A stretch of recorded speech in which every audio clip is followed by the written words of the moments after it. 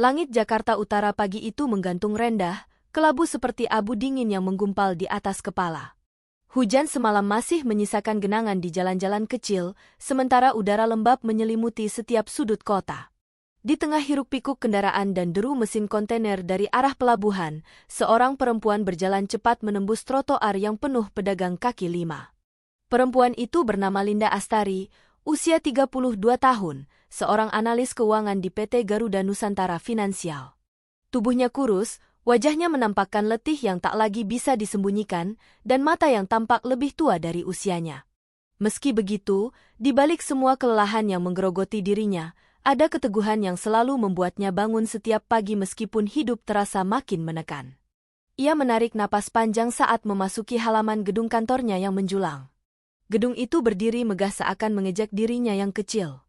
Linda sempat menghentikan langkah, menatap pantulan dirinya di pintu kaca besar yang terbuka otomatis.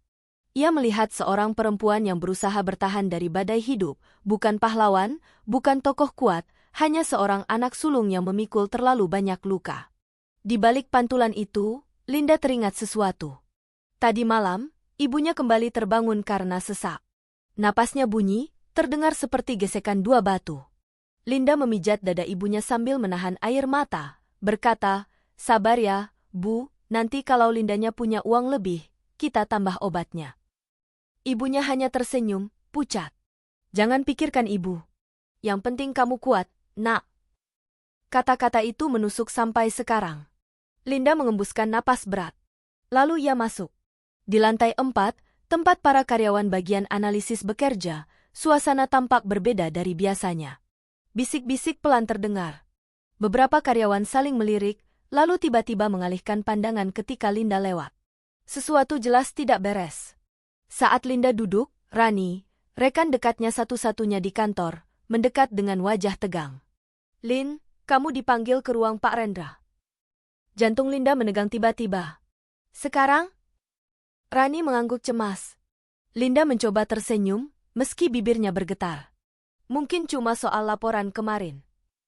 Tapi ia tahu, firasatnya sejak subuh tadi bukan sekadar ketakutan biasa. Sudah 2 bulan belakangan ini Rendra, atasannya, terlihat mencari-cari kesalahan Linda. Padahal Linda selalu pulang paling malam, selalu bekerja paling keras, bahkan sering mengerjakan pekerjaan orang lain. Namun bagi Rendra, semua itu seperti tidak pernah cukup. Linda berjalan menuju ruang manajer di ujung lorong. Setiap langkah terasa berat. Ketika tiba di depan pintu bertuliskan manajer divisi analisis Rendra Wijaya, ia mengetuk pelan. "Masuk." Suara Rendra menggema dari dalam, dingin seperti besi. Linda membuka pintu dan melangkah masuk. Rendra duduk di belakang meja besar, mengenakan kemeja putih yang rapi. Rambutnya disisir ke belakang, wajahnya keras, dan sorot matanya selalu membuat Linda merasa seperti makhluk kecil yang tidak layak berdiri di ruangan itu. Di samping laptopnya, terdapat sebuah map merah. Tanpa menunggu, Rendra langsung berbicara. "Duduk." Linda duduk pelan. Rendra membuka map merah itu dan mengangkat selembar laporan. "Ini laporanmu untuk evaluasi proyek bulan lalu?" Suaranya terkesan datar, tetapi tajam. Linda mengangguk. "Iya, Pak. Saya sudah cek ulang 3 kali." "Cek ulang 3 kali?" Rendra tertawa sinis. 3 kali cek ulang, dan hasilnya begini?" Ia melemparkan laporan itu ke meja Linda. Berkas itu mengenai ujung meja dan jatuh ke lantai. Linda menunduk, mengambil laporan itu dengan tangan yang sudah mulai gemetar. "Pak, kalau ada bagian yang kurang jelas, saya bisa." "Kurang jelas?" potong Rendra. "Semuanya salah. Dari awal sampai akhir." "Salah?" Linda menahan napas. "Tapi saya sudah." "Kau tidak mampu bekerja, Linda." Suara Rendra meninggi. 2 tahun kau di sini, dan hasilnya tetap seperti karyawan magang." Linda terdiam. Matanya mulai memanas, tetapi ia berusaha keras menahan air mata. Rendra berdiri dari kursinya dan mendekati Linda, berdiri sangat dekat sehingga Linda bisa merasakan aroma parfumnya yang menyengat. "Kau tahu apa masalahmu?" Rendra menatapnya tajam. "Kau terlalu lembek, terlalu emosional. Perempuan seperti kau seharusnya tidak bekerja di sini.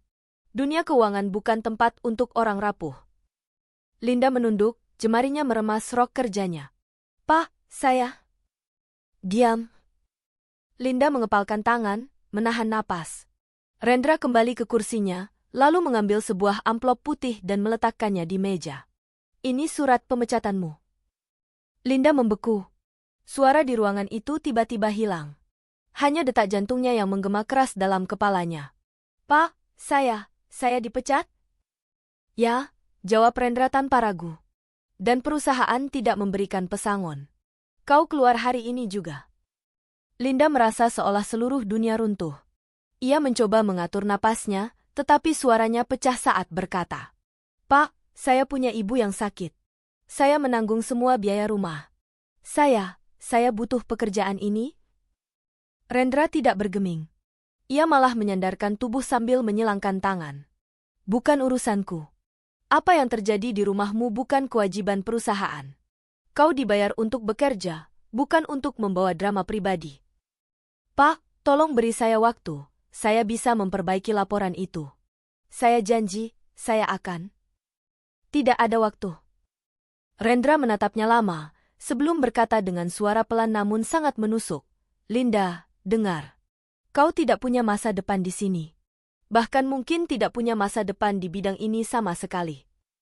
Kata-kata itu menghantam Linda seperti palu besar. Sebagai perempuan, kau harusnya sadar diri. Kau bukan orang yang akan sukses. Kau tidak cukup tajam. Tidak cukup berani. Tidak cukup keras. Linda menutup mulutnya, tubuhnya gemetar. Ambil suratmu, ucap Rendra, mendorong amplop itu sedikit. Linda mencoba berdiri, tetapi lututnya hampir tak kuat menopang tubuh. Rendra memalingkan wajah. Dan satu hal lagi. Linda berhenti. Jangan kembali ke ruangan ini. Jangan bikin malu dirimu sendiri. Linda keluar dari ruangan itu dengan langkah limbung. Suasana kantor masih ramai, tetapi semua suara terasa jauh, seakan ia berada di bawah air. Rani berdiri dari kursinya begitu melihat Linda. Lin, bagaimana? Wajahmu pucat sekali. Linda tak sanggup bicara. Saat melihat amplop putih di tangan Linda, wajah Rani berubah. Jangan bilang kau. Linda menahan air mata, tetapi akhirnya setetes jatuh juga. Rani menutup mulut, berusaha menahan tangisnya sendiri. Astaga, Lin, kenapa mereka tega? Beberapa karyawan lain mencuri pandang. Ada yang kasihan, ada yang takut, ada yang hanya penasaran. Linda duduk dan mulai mengemas barang-barangnya perlahan, seakan setiap benda di mejanya adalah ingatan yang menoreh luka baru. Foto ibunya. Foto adiknya saat wisuda. Pulpen hadiah dari almarhum ayahnya. Catatan-catatan kerja yang selama ini menjadi bagian dari hidupnya. Setiap benda itu seperti mengingatkannya bahwa ia telah gagal. Rani memegang bahu Linda. Kamu mau aku temani keluar? Linda menggeleng. Suaranya lirih. Aku bisa sendiri. Sebelum pergi, Linda memandang ruangan itu untuk terakhir kali, ruangan yang pernah memberinya harapan, lalu menghancurkannya perlahan. Ia berjalan keluar. Setiap langkah terasa seperti berjalan melewati runtuhan mimpi sendiri. Di parkiran, Linda duduk di atas motor matiknya. Matanya menerawang jauh, tetapi pikirannya kosong. Ia mengambil ponsel. Ada 2 panggilan tak terjawab dari adiknya dan 1 pesan dari ibunya. Lin, kalau bisa kirim uang obat ya, nak. Tidak perlu banyak, yang penting ada. Linda membalas, iya, Bu. Nanti Linda kirim. Padahal ia bahkan tidak tahu apakah ia bisa makan besok. Ia menyalakan motor, tetapi tangannya terlalu gemetar untuk menggenggam gas dengan stabil. Linda menunduk, menahan isak. Untuk pertama kalinya dalam hidupnya, ia merasa benar-benar hancur. Siang itu, Linda kembali ke kostannya di daerah Warakas. Kos itu sempit, dindingnya berjamur, dan suara tetangga sering terdengar jelas. Namun bagi Linda, ini adalah satu-satunya tempat ia bisa menjatuhkan diri tanpa perlu berpura-pura kuat. Begitu pintu tertutup, Linda menjatuhkan tubuhnya ke lantai. Tangis yang sejak tadi ia tahan pecah deras. Ia menangis karena takut. Karena lelah. Karena dunia seolah tidak menyisakan ruang untuknya. Ia menangis sampai kepalanya pusing. Air matanya menetes ke lantai dingin, tetapi tidak mampu membawa pergi perih yang menggunung di hatinya. Telepon berdering. Linda menghapus air matanya, mencoba menormalkan suara sebelum mengangkat. Linda? Kamu belum transfer uang kontrakan bulan ini. Suara pemilik kos, dingin dan tak sabar. Kalau sampai lewat tanggal 5, saya tidak bisa lagi menahan. Kamu harus cari tempat lain. Bu, saya baru selesai kerja, saya akan. Pokoknya sebelum tanggal 5. Kalau tidak, silakan angkut barangmu. Telepon langsung ditutup. Linda menatap layarnya yang gelap. Bagaimana mungkin hidup sebegini kejam dalam waktu 1 hari? Malam turun pelan. Lampu jalan memantulkan bayangan panjang ke dalam kamar Linda yang kecil. Ia duduk di lantai, memeluk lututnya. Pertanyaan-pertanyaan berputar dalam kepalanya. Apa aku tidak cukup baik? Kenapa selalu begini? Apa benar aku tidak punya masa depan, seperti kata Rendra? Linda menundukkan kepala. Namun dari antara rasa sakit itu, ada sesuatu yang perlahan muncul, bukan harapan, bukan keyakinan. Melainkan amarah. Amarah yang lahir dari penghinaan. Dari perlakuan tidak adil. Dari ucapan bahwa ia tidak punya masa depan. Linda mengepalkan tangan. Tidak, aku bukan sampah seperti yang dia bilang. Matanya menatap gelap dengan tatapan baru, tatapan seseorang yang tidak akan lagi membiarkan dunia menindasnya tanpa perlawanan. Suatu hari, aku akan bangkit, bisiknya. Sampai ia sendiri yang akan menunduk di depanku. Dan malam itu, Linda duduk diam, namun hatinya menyulut api kecil yang perlahan menggeliat. Api itu akan membesarkannya. Mengubahnya. Menjadikannya sosok yang bahkan Rendra tak akan kenali. Malam itu, Linda runtuh. Besok, ia mulai terlahir kembali, meski dari luka yang amat dalam. Hujan turun deras di Jakarta Utara malam itu, menghantam seng-seng tua di Gang Warakas dengan suara berisik yang menyayat ketenangan. Air mengalir di pinggir jalan seperti arus yang membawa pergi segala sisa harapan. Linda berdiri di depan jendela kecil kamar kosnya, memandangi ruas-ruas cahaya lampu jalan yang terdistorsi oleh air hujan. Seharian ini ia hanya duduk, terdiam, seolah tubuhnya kosong dari jiwa. Pikirannya gelap, seperti langit malam yang tak menyisakan sedikit pun bintang. Surat pemecatan dari Rendra tergeletak di lantai. Amplopnya basah oleh tetesan air mata yang sudah mengering. Linda masih belum berani menyentuhnya lagi. Ia memejamkan mata. Ucapan Rendra terngiang di telinganya, menusuk berulang-ulang. Kau tidak punya masa depan. Perempuan seperti kau tidak akan sukses. Kau bukan apa-apa. Linda menggigit bibir sampai terasa pahit. Tangannya meremas lengan bajunya sendiri, menahan rasa sakit yang menumpuk. Namun malam itu bukan hanya soal kehilangan pekerjaan. Justru setelah matahari terbenam, badai lain datang, jauh lebih menghancurkan.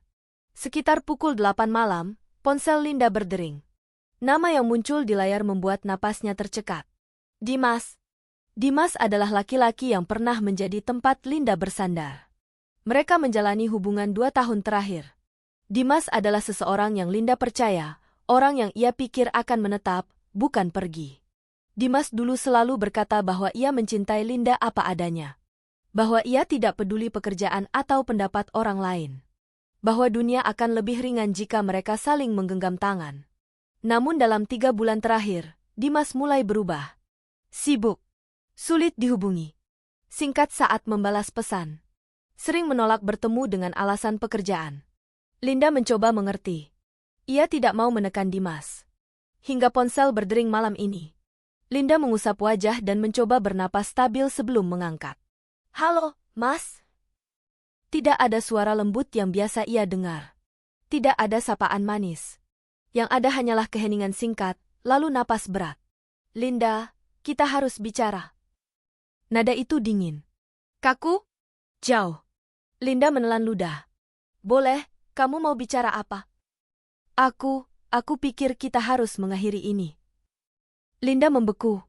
Seolah dunia berhenti bergerak. Hah? Suaranya nyaris tak terdengar. Aku sudah lama mikir. Lanjut Dimas pelan. Hubungan kita, kayaknya nggak bisa diterusin. Linda menggenggam ponsel erat sampai tangannya sakit. Kenapa, Mas? Kita baik-baik saja selama ini. Apa aku ada salah? Bukan salah kamu, jawab Dimas cepat, seakan ingin menghindari rasa bersalah. Ia diam sejenak. Aku sudah nggak yakin sama hubungan ini. Linda menarik napas yang terasa seperti menghirup pisau. Tapi kita masih bisa perbaiki. Kita bisa bicara. Lin, potong Dimas. Aku sudah ada yang lain. Linda tersentak seperti tersambar petir. Apa? Dadanya terasa seperti diremas. Siapa? Suara Dimas terdengar canggung. Orang kantorku. Kita sudah dekat beberapa bulan ini. Rasanya seperti pengkhianatan itu menamparnya keras. Jadi, selama ini? Linda tidak mampu melanjutkan. Maaf, ucap Dimas. Aku nggak bermaksud nyakitin kamu. Tapi aku rasa ini yang terbaik. Linda menutup mulut dengan tangan, menahan isak yang naik begitu cepat. Mas, aku baru dipecat hari ini, suaranya pecah. Aku kehilangan pekerjaan. Aku benar-benar nggak punya siapa-siapa. Tolong jangan tinggalkan aku sekarang. Dimas diam lama. Lalu akhirnya berkata dengan suara yang membuat dunia Linda runtuh. Maaf, Linda. Tapi aku nggak bisa lagi jadi tempat kamu bersandar. Hidup aku juga berat. Aku nggak mau ikut menanggung bebanmu. Linda terdiam. Dingin merayap ke tulang-tulangnya. Jadi, kamu pergi? Aku harus, jawab Dimas tanpa keraguan. Lalu telepon terputus. Linda jatuh terduduk di lantai. Ponselnya terlepas dan jatuh dengan bunyi pelan, tetapi di telinga Linda terdengar seperti bunyi pintu terakhir dalam hidupnya tertutup. Tangisnya pecah keras, lebih keras dari suara hujan di luar. Ia memeluk dirinya sendiri, tubuhnya bergetar. Seakan hidup mencoba memusnahkannya dalam sehari. Hampir 1 jam Linda menangis sampai suaranya serak. Setelah itu, tubuhnya lemas. Ia menyandar pada tembok dingin, menatap langit-langit kamar kos yang kusam. Matanya bengkak, kepalanya sakit, tetapi air mata terus mengalir. Ia bertanya berkali-kali pada diri sendiri. Kenapa semua harus terjadi hari ini? Apa aku memang tak pantas bahagia? Apa dunia memang ingin aku jatuh selamanya? Ia memegang dadanya yang terasa nyeri. Luka dari Rendra, dari Dimas, dari tekanan hidup, semuanya menumpuk dalam 1 hari, 1 malam, 1 waktu yang sama, menghancurkan semua tembok ketahanan yang selama ini ia bangun perlahan. Linda mencoba berdiri, tetapi lututnya goyah. Ia berjalan menuju meja kecil, membuka laci, dan mengambil amplop tempat ia menyimpan semua tabungan terakhirnya. Isinya hanya beberapa lembar uang lusuh. Tidak cukup untuk 1 minggu. Ia menutup amplop itu, memejamkan mata, dan meremasnya erat. Dadanya terasa semakin sesak. Kenapa begini? Bisiknya lirih. Kenapa semua mengambil pergi dariku? Sekitar pukul 10 malam, hujan berhenti. Namun angin masih dingin. Suara televisi dari kamar sebelah terdengar samar, tawa orang-orang yang tidak mengenal luka-luka Linda. Dunia tetap berjalan, sementara dirinya tertinggal jauh, seperti ditinggalkan oleh kereta terakhir. Linda mencoba berdiri lagi. Ia berjalan ke kamar mandi bersama di luar kamar kos, membawa handuk kecil. Lorong gelap, lampu kuning yang berkelip, dan bau lembab menyambutnya. Begitu masuk kamar mandi, Linda mencuci wajah. Air dingin membuatnya sedikit tersadar, tetapi hati tetap sakit. Ia memandang pantulan dirinya di cermin pecah. Wanita itu tampak rapuh. Mata merah, rambut kusut, wajah pucat. Linda hampir tidak mengenali dirinya sendiri. Lihat kamu, Linda, ia bergumam lirih. Hancur begini? Namun tiba-tiba, ia merasakan sesuatu tumbuh pelan. Sebuah perasaan kecil, tipis, hampir tak terasa. Namun jelas, luka itu mulai berubah menjadi tekad. Ia menatap cermin lebih lama. Tatapannya berubah. Tapi aku tidak bisa terus seperti ini, bisiknya. Aku tidak boleh tenggelam. Tidak sekarang. Ia mengusap air di wajah. 1 hari nanti, aku harus bangkit. Namun setelah berkata itu, Linda mengembuskan napas panjang. Kata-kata mudah, kenyataan sulit. Untuk bangkit, ia harus bertahan dulu. Untuk bertahan, ia butuh uang. Untuk uang, ia butuh pekerjaan. Untuk pekerjaan, ia harus mulai dari nol, dari tanah paling rendah. Dan besok, ia akan memulai langkah itu. Linda kembali ke kamar, namun sebelum sempat menutup pintu, seseorang memanggil pelan. Linda? Linda menoleh. Seorang perempuan berusia 35 tahun berdiri di lorong. Namanya Sari, tetangga kos yang tinggal di kamar paling ujung. Ia bekerja sebagai kasir di minimarket dekat sana. Kamu kelihatan gak enak badan, kata Sari. Aku dengar kamu nangis dari tadi. Linda memaksakan senyum. Cuma capek, Mbak. Sari mengangguk. Aku paham. Hidup memang berat. Kemudian ia mengeluarkan sesuatu dari kantong plastik. Ini ada sedikit mie instan dan telur. Tadi aku beli lebih. Ambil aja ya, kalau butuh. Linda menatap bungkusan itu lama. Seringkali orang yang paling tidak punya justru yang paling tahu cara memberi. Terima kasih, Mbak, suara Linda serak. Tidak apa-apa. Kamu perempuan kuat, Linda. Sebentar lagi juga semuanya lewat. Linda ingin percaya. Tapi hatinya belum siap. Setelah Sari pergi, Linda kembali ke kamar, menutup pintu, dan duduk di lantai. Ia memakan mie itu pelan, meskipun rasanya hambar. Tetapi entah kenapa, makanan sederhana itu membuatnya sedikit hangat. Sedikit saja. Pada tengah malam, Linda tidak bisa tidur. Ia memandang atap, memikirkan masa depan yang tidak ia mengerti. Namun tiba-tiba ingatannya kembali pada masa kecilnya di Semarang. Waktu itu, ia berlari pulang menangis karena jajak teman-temannya. Mereka bilang aku miskin, Bu. Ibunya menahan Linda di pelukan dan berkata, Linda, kamu boleh miskin hari ini. Tapi kamu tidak boleh miskin selamanya. Orang yang memilih menyerah, baru dia benar-benar jatuh. Linda saat itu kecil. Ia tidak benar-benar mengerti. Namun malam ini, kata-kata itu kembali seperti doa. Linda menarik napas panjang. Malam ini adalah malam tergelap dalam hidupnya. Namun ia tahu, gelap adalah tempat di mana cahaya kecil bisa muncul paling jelas. Ia menutup mata. Besok, aku harus mulai dari awal, ujarnya pelan. Walaupun sakit, walaupun takut, walaupun sendirian. Ia menggenggam selimut tipisnya. Dan untuk pertama kalinya sejak hari itu dimulai, Linda merasa sedikit berbeda.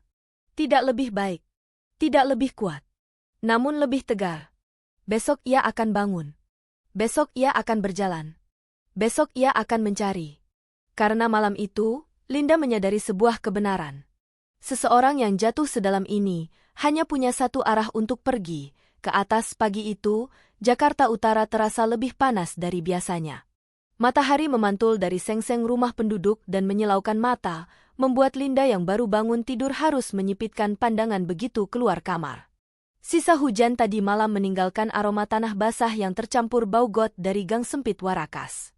Udara lembab menempel di kulit, dan suara motor yang hilir mudik melengkapi kesemrawutan pagi. Linda menatap sekeliling.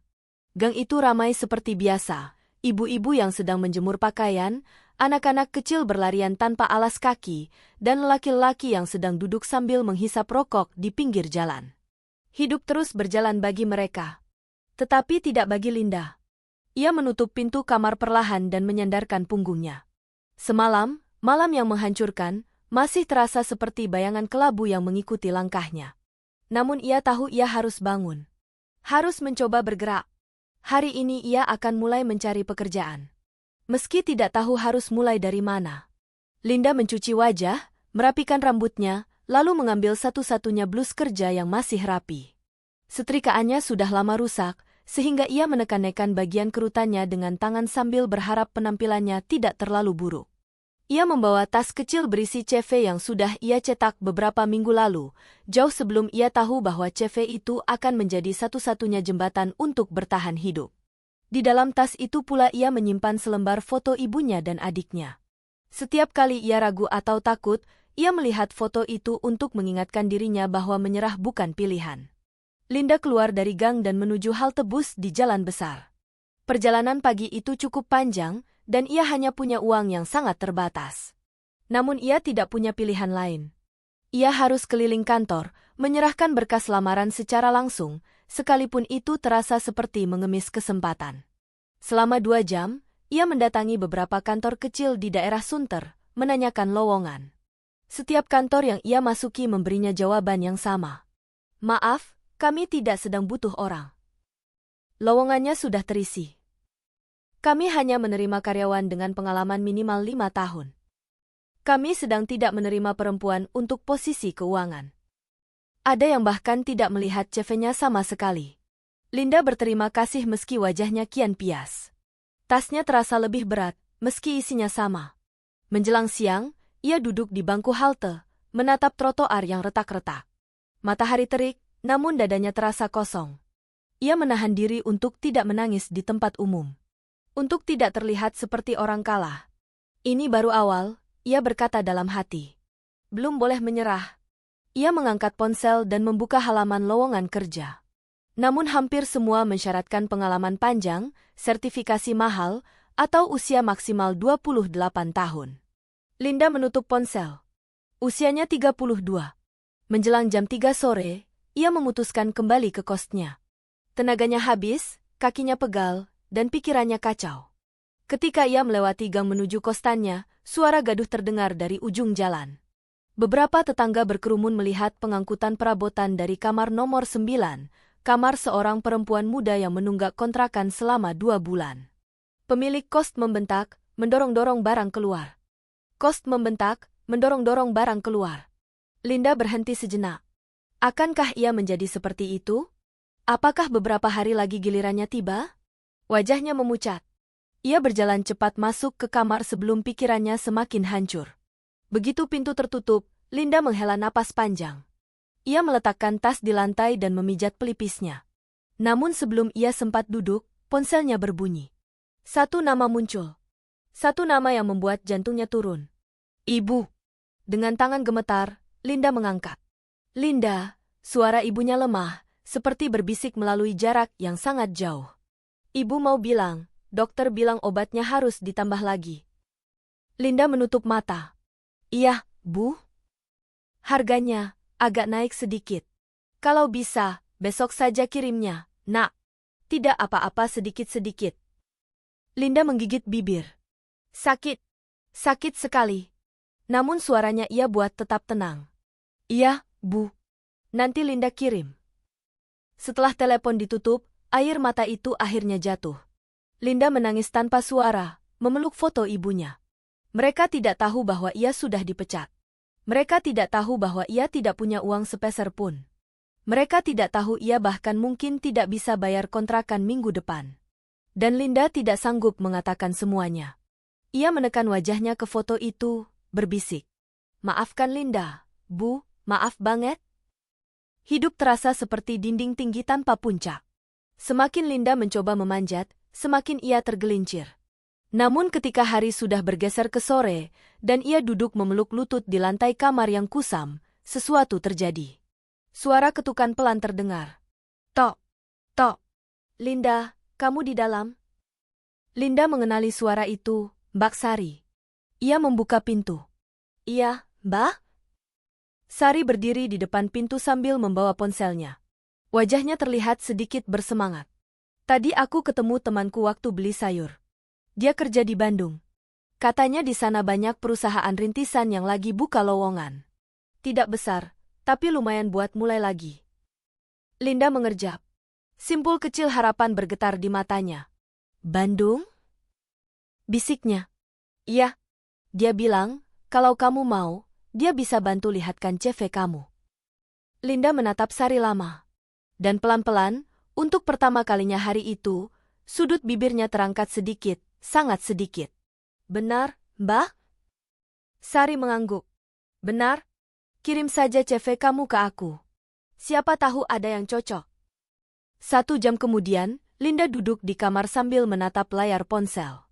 Ia mengedit CV-nya, memperbaiki kalimat demi kalimat, menghapus hal-hal yang tidak perlu. Tangan Linda gemetar, tetapi kali ini bukan karena takut, melainkan karena cemas bercampur harapan. Begitu selesai, ia kirim ke Sari. Tidak sampai 5 menit kemudian, Sari membalas. Sudah aku teruskan ya, Lin. Temanku bilang dia akan cek ke beberapa tempat. Linda memeluk ponsel itu, menahan napas. Sebuah pintu kecil terbuka. Tidak besar. Tidak jelas kemana membawa. Namun itu pintu.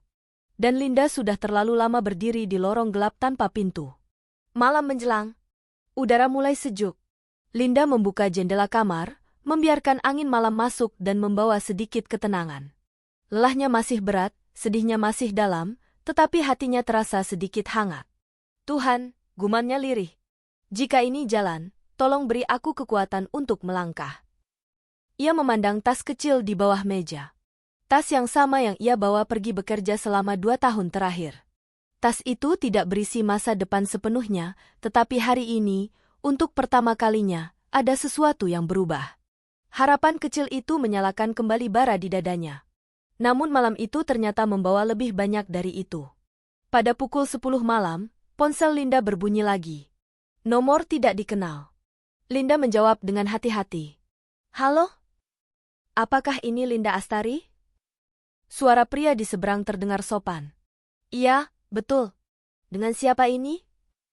Saya Arman, rekan Mbak Sari di Bandung. Saya dengar dari dia bahwa Anda sedang butuh pekerjaan. Linda duduk tegak. Napasnya tercekat. Iya, Pak. Saya sudah lihat CV Anda. Pengalaman Anda cukup bagus. Memang perusahaan rintisan tidak sebesar perusahaan Anda yang dulu, tetapi kami sedang mencari seseorang untuk membantu bagian keuangan dan analisis sederhana. Linda menutup mulut dengan tangan. Bapak serius? Suaranya pecah. Saya serius. Nada suara Arman hangat. Saya tidak bisa janjikan gaji besar, karena kami baru berdiri 1,5 tahun. Tapi saya rasa Anda cocok dengan kebutuhan kami. Air mata Linda meleleh. Bukan air mata putus asa seperti kemarin. Tapi air mata lega, kecil, tipis, namun nyata. Terima kasih, Pak, terima kasih. Kalau Anda setuju, kami ingin bertemu langsung minggu depan. Anda bisa datang ke Bandung? Linda terdiam. Bandung? Kota yang jauh dari sini. Biaya perjalanan. Kontrakan. Biaya makan. Tempat tinggal sementara. Semua itu membutuhkan uang. Dan Linda nyaris tidak punya apa-apa. Namun ia ingat kata-kata ibunya. Orang yang memilih menyerah, baru dia benar-benar jatuh. Linda menutup mata. Aku harus pergi. Ia berbisik pada dirinya sendiri. Apapun caranya. Linda menarik napas panjang, lalu menjawab dengan suara mantap. Saya akan datang, Pak. Minggu depan. Baik. Saya kirim alamat kantor dan kontak saya. Sampai jumpa minggu depan, Linda. Begitu telepon terputus, Linda memeluk dirinya sendiri sambil menangis pelan. Untuk pertama kalinya sejak hidupnya hancur, ia merasa bahwa mungkin Tuhan tidak sepenuhnya menutup jalan. Ada celah kecil. Sangat kecil. Namun dari celah itulah, cahaya muncul. Linda duduk berjam-jam memikirkan rencana perjalanan. Menghitung uang. Menghitung peluang. Menghitung risiko. Ia tahu hari-hari ke depan akan berat. Sangat berat. Tapi kini ia punya satu hal yang tidak ia punya kemarin. Tujuan? Besok ia harus mencari cara untuk mengumpulkan biaya perjalanan. Besok ia harus menghubungi ibunya.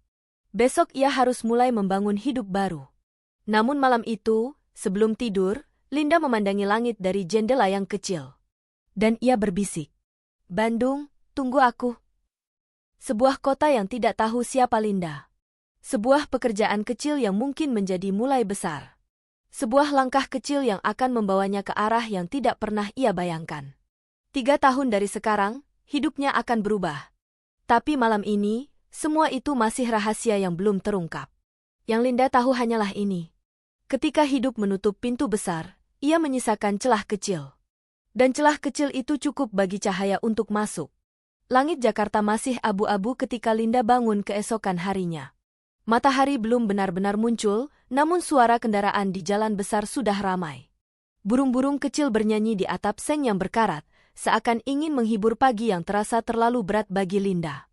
Ia duduk di ujung kasur tipisnya, memandangi dinding kusam yang dipenuhi bekas hujan dan waktu.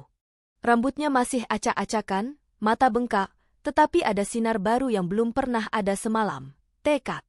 Hari ini ia harus menemukan cara untuk berangkat ke Bandung. Ia membuka dompetnya. Uang di dalamnya, 2 lembar 10.000, 3 lembar 5.000, beberapa koin. Totalnya bahkan tidak cukup untuk membeli tiket bus paling murah. Linda menutup dompet itu perlahan, merasakan gelombang putus asa menyentuh ujung hatinya. Namun ia tidak membiarkan putus asa itu masuk sepenuhnya. Tidak lagi. Ia berdiri, merapikan diri, lalu membuka pintu kamar. Udara pagi menyergap wajahnya, dingin dan lembab. Sari, tetangga kosnya, sedang menyapu lorong. "Pagi, Lin," sapa Sari. Linda tersenyum tipis. "Pagi, Mbak. Kamu sudah kelihatan lebih seger. Ada kabar baik dari temanku, ya?" Linda mengangguk pelan. "Iya, Mbak. Dia bilang mungkin bisa ada posisi buat aku di Bandung. Tapi, aku harus datang langsung minggu depan." Sari meletakkan sapu dan memandang Linda dengan iba bercampur kagum. "Bagus, Lin. Itu peluang. Kamu harus ambil." Linda menghela napas. "Tapi aku belum punya biaya untuk ke sana." Sari terdiam. Wajahnya menunjukkan ia ingin membantu, tapi ia sendiri tidak punya cukup uang. "Lin, aku cuma bisa bantu kamu sejauh ini. Kalau aku ada uang lebih, aku pasti kasih. Tapi kamu tahu sendiri gajiku cuma cukup buat makan dan bayar kontrakan." Linda mengangguk. "Aku tahu, Mbak. Ucapan Mbak saja sudah cukup buat aku." Sari tersenyum samar. "Tetap semangat ya. Jalan selalu ada." Linda membalas senyum itu, meski hatinya masih berat. Setelah sarapan seadanya, teh hangat dan sisa roti dari semalam, Linda keluar dengan satu tujuan, mencari pekerjaan apapun untuk mengumpulkan uang secepat mungkin. Jika ia harus bekerja menanggung beban, ia akan lakukan. Jika ia harus memikul barang, ia akan lakukan. Jika ia harus berdiri di jalanan seharian, ia akan lakukan. Ia hanya punya 6 hari. Linda berjalan menyusuri jalan raya menuju ruko-ruko di sekitar Tanjung Priok. Udara panas mulai terasa, namun ia terus maju. Di setiap ruko yang ia datangi, ia menanyakan hal yang sama. "Ada lowongan, Pak? Ada posisi apa saja? Saya siap kerja apapun." Jawaban para pemilik ruko seragam. "Sudah penuh. Tidak butuh pegawai baru. Coba ke tempat lain." Beberapa bahkan hanya melirik Linda dari ujung kepala sampai ujung kaki, lalu menggeleng sebelum ia selesai bicara. Linda tetap tersenyum dan mengucapkan terima kasih. Namun senyum itu lama-lama kaku. Tengah hari, matahari mulai menyengat.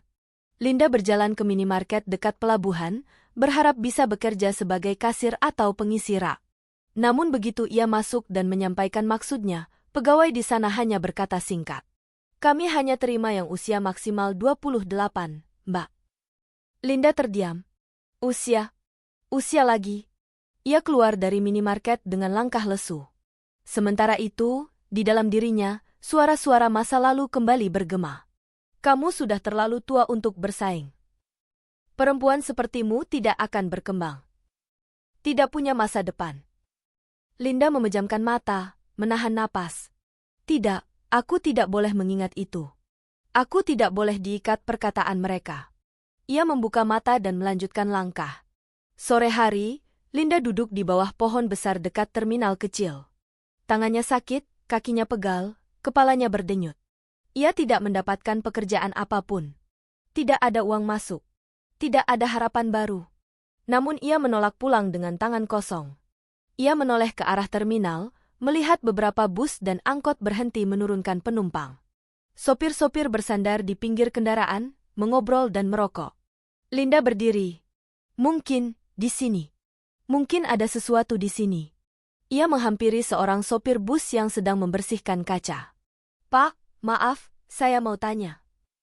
Sopir itu menoleh. "Iya? Kalau bantu bersihin bus atau bantu angkut barang penumpang, ada bayarannya?" Sopir itu tampak terkejut. "Mbak? Mbak mau kerja begituan?" Linda mengangguk tanpa ragu. "Saya butuh uang, Pak." Sopir itu menatap Linda lama, lalu berkata, "Biasanya yang begitu laki-laki. Berat? Tapi kalau mau, kadang ada penumpang yang butuh bawa barang. Upahnya tidak besar. Tolong kabari saya kalau ada, Pak. Nama saya Linda." Sopir itu mengangguk, namun raut wajahnya menunjukkan keraguan. Linda tidak peduli. Ia akan mengambil pekerjaan apapun. Menjelang malam, ketika terminal semakin sepi, seorang lelaki tua memanggil Linda. "Dek, mau bantu angkat karung?" Linda langsung bangkit. "Mau, Pak." Karung itu berat, amat berat. Karung berisi pakaian bekas untuk dijual di pasar. Lelaki tua itu hendak memindahkan karung itu ke gerobaknya. Linda mengangkat karung itu bersama lelaki tua tersebut. Tangannya gemetar, keringat membasahi blusnya, tapi ia tidak berhenti. Setelah selesai, lelaki itu memberikan uang 10.000. Linda menerimanya dengan senyum kecil yang hangat. Terima kasih, Pak. Ia merasakan uang itu seperti emas di tangannya. 3 hari berikutnya, Linda melakukan hal yang sama. Ia berkeliling terminal, menawarkan bantuan. Kadang ada yang memberi pekerjaan, kadang tidak. Kadang ia mendapat upah 5.000, kadang 10.000, kadang tidak dibayar sama sekali. Tangannya melepuh. Punggungnya sakit. Kakinya bengkak. Namun dalam 3 hari itu, ia berhasil mengumpulkan 150.000. Jumlah itu masih jauh dari cukup. Tapi bagi Linda, itu adalah bukti bahwa ia masih bisa bertahan. Pada hari keempat, Linda benar-benar kelelahan. Ia duduk di bangku kayu terminal sambil memijat lehernya. Ketika ia berpikir tidak ada pekerjaan lagi hari itu, seorang perempuan paruh baya menghampirinya. "Kamu Linda, ya?" tanyanya. Linda mengangguk. "Iya, Bu. Aku dengar kamu suka bantu-bantu di sini," kata perempuan itu sambil menunjuk tas belanja besar di sebelahnya. "Kamu bisa bantu angkut ini ke rumahku? Cuma 200 meter dari sini. Nanti aku bayar." Linda berdiri. "Tentu bisa, Bu." Perjalanan itu terasa panjang karena tas itu sangat berat, namun Linda bertahan. Sesampainya di rumah perempuan itu, Linda menerima uang 20.000. Linda tersenyum lebar. "Terima kasih, Bu. Ini sangat membantu." Perempuan itu menatap Linda lama, lalu berkata pelan, "Kamu kelihatan orang baik, dan kamu berusaha keras. Tetap semangat, ya?" Linda membalas dengan anggukan. "Terima kasih, Bu." Hari kelima, Linda bangun dengan tubuh lemas. Tenggorokannya sakit, wajahnya pucat. Namun ia tetap memaksa berdiri dan pergi ke terminal lagi. Ia tahu tidak ada waktu untuk sakit. Bandung menunggu. Kesempatan menunggu. Hidup barunya menunggu. Siang harinya, ketika sedang duduk menunggu pekerjaan kecil, ponselnya berbunyi. Nomor dari Bandung. Jantung Linda berdebar keras. "Halo? Halo, Linda. Ini Arman." Linda langsung berdiri tegak. "Kami sudah diskusikan posisi yang kemarin," kata Arman. "Jika kamu datang minggu depan dan cocok, kami akan langsung terima kamu bekerja." Jantung Linda seperti mau meledak. Terima kasih banyak, Pak." "Tapi ada satu hal," lanjut Arman. "Mungkin dalam 3 bulan awal, gajinya belum besar. Tapi kalau performa kamu bagus, kami akan tambah. Setuju?" Linda mengangguk kuat meski Arman tidak bisa melihat. "Saya setuju, Pak. Saya akan datang." "Baik. Sampai jumpa minggu depan." Telepon ditutup. Linda memejamkan mata. Air matanya jatuh lagi, tapi kali ini bukan karena putus asa. Hari ini ia merasa hidup memberinya satu jawaban kecil. Bahwa semua luka tidak sia-sia. Bahwa semua air mata tidak jatuh dengan percuma. Hari ke-6, sore hari, Linda menghitung uangnya. Total yang ia punya setelah bekerja 6 hari di terminal dan menyisakan makan. 327.000 rupiah. Masih kurang banyak untuk ongkos ke Bandung. Namun malam itu, saat ia duduk termenung di kamar, sebuah pesan masuk. Dari Arman. "Linda, saya ada rekan di Bandung yang punya usaha kos-kosan kecil. Kalau kamu jadi bekerja di sini, kamu boleh tinggal di sana gratis 3 bulan pertama sampai kamu stabil." Linda menutup mulutnya, gemetar. Ia tidak pernah dikenal orang-orang itu. Ia bukan siapa-siapa bagi mereka. Namun justru dari orang-orang yang tidak ia kenal, pertolongan datang. Linda membalas pesan itu dengan tangan gemetar. "Terima kasih banyak, Pak, saya tidak akan lupakan kebaikan ini." Malam itu, Linda berkemas. Dengan uang seadanya, ia membeli tiket bus yang paling murah untuk keberangkatan esok pagi. Sisa uangnya ia sisihkan untuk makan di perjalanan. Ia memandangi kamar yang selama ini menjadi saksi kehancurannya. Juga saksi dari keputusannya untuk bangkit. Linda menarik napas panjang, memejamkan mata, dan berbisik. "Selamat tinggal, Linda yang lama." Ia membuka mata. Dan dengan tekad yang membara. "Dan selamat datang pada hidup yang baru." Esok paginya, Saat matahari baru naik, Linda berdiri di depan gang Warakas dengan tas kecil di tangan. Sari menghampirinya dengan mata berkaca-kaca. "Kamu yakin siap, Lin?" tanya Sari. Linda tersenyum lembut. "Tidak. Tapi kalau aku menunggu siap, mungkin aku tidak akan pernah pergi." Sari memeluk Linda erat. "Kamu pasti berhasil. Aku yakin." Linda membalas pelukan itu, menahan air matanya. Setelah berpisah, Linda berjalan menuju jalan besar, naik bus kecil menuju terminal keberangkatan. Saat bus besar menuju Bandung mulai bergerak, Linda menatap jendela. Jakarta perlahan menjauh. Hidup lamanya perlahan tertinggal. Dan untuk pertama kalinya setelah berbulan-bulan, hatinya terasa ringan. Tidak karena kesedihannya hilang. Tidak karena masalahnya selesai. Namun karena ia akhirnya melangkah. Ke arah yang belum ia kenal. Ke arah yang ia harapkan. Ke arah masa depan yang akan mengubah kehidupannya total. Kelak, 3 tahun dari hari ini, ia akan duduk di kursi direktur utama. Ia akan menjadi seseorang. Ia akan memiliki kekuatan. Dan ia akan menyaksikan seseorang yang pernah menghinanya berlutut di hadapannya. Namun untuk saat ini, ia hanya seorang wanita yang duduk di bangku bus, membawa mimpi kecil dalam tas lusuh, menuju kota yang mungkin menjadi titik balik terbesarnya. Bandung menunggu. Dan Linda siap datang. Bab 5 titik bawah yang menjadi fondasi kejayaan, 2300-2500 kata. Bus yang ditumpangi Linda memasuki wilayah Bandung ketika matahari mulai tenggelam, memandikan jalanan dengan cahaya jingga yang lembut. Pohon-pohon besar di pinggir jalan bergoyang perlahan ditiup angin sore, dan udara lebih sejuk dibanding Jakarta, sejuk yang menyelinap ke dalam dada Linda, memberi ruang untuk bernapas setelah sekian lama dadanya terasa sesak. Linda menempelkan keningnya ke kaca jendela. Gedung-gedung rendah, bukit-bukit hijau, dan aliran kendaraan yang tidak sepadat Jakarta membuat hatinya sedikit tenang. Namun ketenangan itu tidak cukup untuk menghapus kecemasan yang menyelinap di bawah tulang rusuknya. Ia datang ke kota yang baru. Tanpa keluarga. Tanpa teman. Tanpa kepastian. Hanya dengan tas lusuh, uang beberapa puluh ribu rupiah yang tersisa, dan sebuah harapan yang terlalu rapuh untuk disentuh. Namun ia tetap datang. Karena ia tahu, kalau ia menunda 1 hari lagi, mungkin ia akan kembali terjebak di kota lama yang penuh luka. Bus berhenti di terminal Cicahem. Penumpang mulai turun, membawa koper, tas besar, kantong belanja, dan kehidupan masing-masing. Linda berdiri di trotoar, memandang kerumunan. Angin sore menggerakkan rambutnya yang terikat sederhana. Ia merapatkan jaket tipisnya, berusaha menutup rasa dingin yang terasa bukan hanya dari udara Bandung, tapi juga dari perasaan tidak mengenal siapapun di kota ini. Ponselnya bergetar. Pesan dari Arman, "Linda, sudah sampai? Saya sudah beritahu pemilik kos. Kamu bisa langsung ke sana. Lokasinya tidak jauh dari terminal. Saya kirim peta." Linda membaca pesan itu 3 kali, memastikan ia tidak salah lihat. Ia membalas cepat, "Iya, Pak. Terima kasih banyak. Saya langsung ke sana."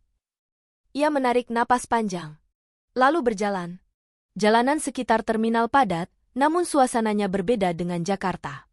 Tidak terlalu bising. Tidak terlalu panas. Ada banyak warung makan kecil, toko kelontong, dan beberapa kios buku bekas. Langkah Linda perlahan menjadi ringan, meski hatinya masih campur aduk. Ia mengikuti peta yang dikirimkan Arman, memasuki jalan kecil menuju kawasan rumah-rumah penduduk. Rumah-rumah itu sederhana, tetapi terlihat terawat.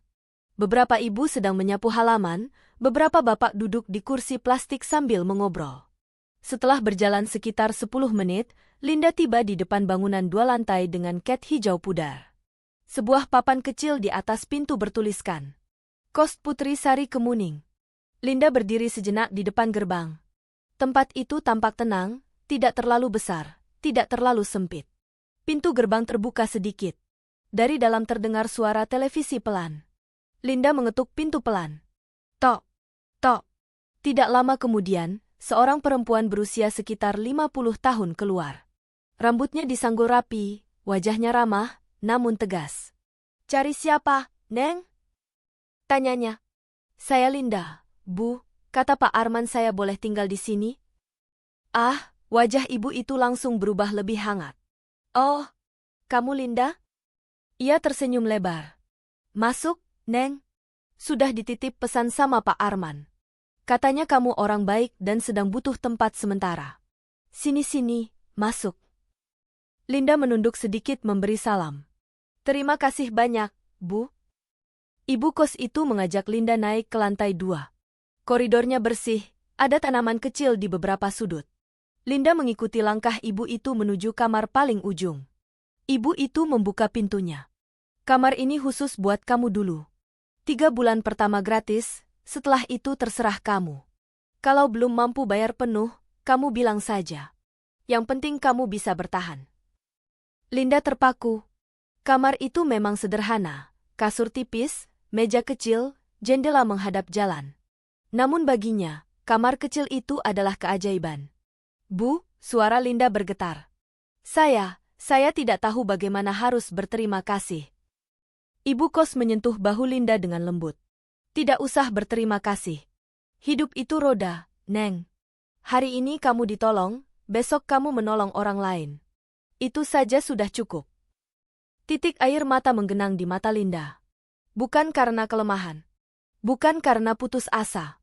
Tapi karena ia merasa untuk pertama kalinya dalam waktu lama, dunia tidak sepenuhnya menolaknya. Malam itu, Linda duduk di lantai kamar, menghadap jendela. Lampu-lampu rumah penduduk terlihat seperti kunang-kunang kecil. Ia membuka tasnya. Mengeluarkan CV, baju-baju yang sudah lusuh, dan foto ibunya. Ia menyandarkan foto itu di meja kecil. Bu, bisiknya pelan. Linda sudah sampai. Ia memejamkan mata. Rasa lelah dari perjalanan terasa seperti beban besar di pundaknya. Namun rasa lega juga menyelip di sela-sela rasa lelah itu. Linda tidur lebih cepat malam itu. Untuk pertama kalinya dalam waktu yang lama, ia tertidur tanpa menangis. Pagi berikutnya, ia bangun lebih awal. Setelah mandi dan merapikan rambut, ia mengenakan baju paling rapi yang ia punya. Meski warnanya sudah agak pudar, ia tetap memakai dengan bangga. Hari ini ia akan bertemu dengan Arman dan beberapa orang yang akan menilai apakah ia pantas bekerja di perusahaan mereka. Ia sarapan teh hangat di ruang bersama, lalu berangkat dengan langkah sedikit gugup namun mantap. Kantor Arman terletak di daerah Sukajadi, bangunan 2 lantai, sederhana namun bersih. Di depannya terpampang tulisan, Aurora Teknologi Data. Linda menghela napas, merapikan rambut, dan masuk. Seorang perempuan muda di meja depan menunduk sopan. Selamat pagi. Ada yang bisa dibantu? Pagi, saya Linda. Saya ada janji dengan Pak Arman. Oh, benar. Silakan tunggu sebentar ya, Mbak Linda. Tidak lama kemudian, seorang pria berusia sekitar 35 tahun keluar dari ruangan. Rambutnya rapi, wajahnya ramah dengan kacamata tipis. Linda? Tanyanya. Iya, Pak. Saya Linda. Arman tersenyum hangat. Senang akhirnya bisa bertemu langsung. Mari, silakan masuk. Linda mengikutinya ke ruang kerja sederhana yang dipenuhi tumpukan kertas, laptop, dan papan tulis penuh catatan.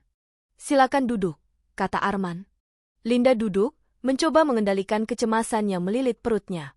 Arman membuka berkas CV Linda yang sudah ia cetak. Saya sudah baca CV kamu. Pengalaman kamu cukup bagus, terutama di bagian administrasi dan laporan keuangan. Tapi saya ingin dengar langsung dari kamu. Ia menatap Linda. Penuh perhatian. Tanpa menghakimi. Kenapa kamu ingin bekerja di sini? Linda menghirup napas. Suaranya pelan, namun tegas. Saya harus memulai lagi dari awal, Pak. Saya kehilangan pekerjaan sebelumnya. Saya tidak punya banyak hal. Tapi saya tidak mau menyerah. Saya mau belajar. Mau berkembang. Mau kerja keras, apapun tugasnya. Saya hanya butuh satu kesempatan. Arman menatap Linda lama. Wajahnya menunjukkan bahwa ia sedang menilai ketulusan itu. Setelah beberapa detik, ia tersenyum. Kamu diterima. Linda membeku. Hah? Napasnya tercekat. Kamu diterima, ulang Arman. Mulai besok kamu bisa kerja. Gajinya memang tidak besar dulu, tapi kalau kamu rajin dan hasil kerja kamu bagus, dalam beberapa bulan bisa naik. Untuk minggu pertama, kamu saya ajari semua. Setelah itu kamu pegang beberapa laporan kecil. Linda menunduk, Air matanya jatuh tanpa bisa ditahan. Ia menutup mulut, berusaha mengendalikan emosi. Namun tangan Arman terangkat sedikit, memberi isyarat bahwa tidak apa-apa. Kamu sudah melewati banyak hal, katanya lembut. Sekarang waktunya kamu bangkit. Linda mengangguk pelan. Terima kasih, Pak, terima kasih banyak. Arman tersenyum. Selamat datang di keluarga kecil kami. Hari-hari berikutnya adalah tahap paling melelahkan sekaligus paling penting dalam hidup Linda. Ia datang paling pagi, pulang paling malam. Ia belajar tentang laporan pengeluaran, pemasukan, pengelolaan data, perhitungan sederhana, dan semua hal yang belum pernah ia pegang sebelumnya. Ia sering membuat kesalahan, tetapi setiap kali, ia meminta maaf dengan tulus, memperbaiki, dan mencatat hal-hal baru.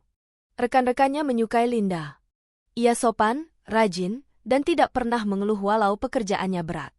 Kadang, saat semua sudah pulang, Linda masih duduk di depan laptop, mempelajari ulang materi hari itu sambil menahan mata yang berat.